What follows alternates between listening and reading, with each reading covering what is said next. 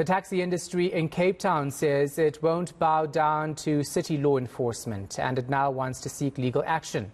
Associations Carter and Codeta are disappointed about how their concerns have been handled by the Provincial Transport Department.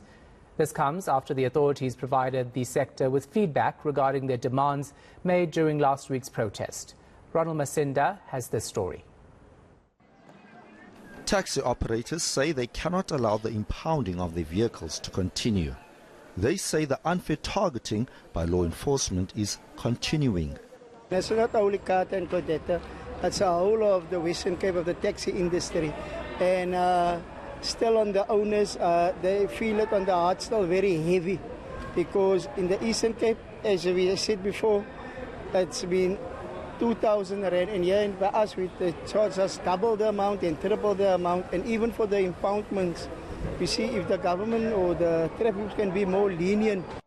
Around 2,000 taxi operators went on strike last week, but the demonstrations were marred by violence.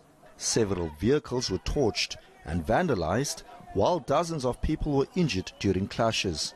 Taxi bosses say they are now considering taking the legal route to address their issues. We are going to take a further action against the Western Cape government.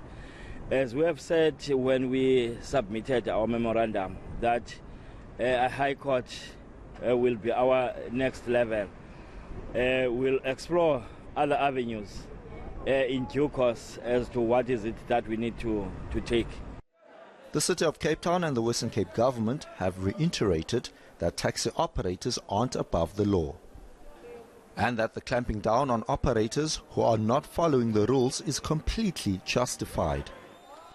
Western Cape Transport MEC Dalen Mitchell, in a statement to the two taxi associations, condemned the violence of last week's strike.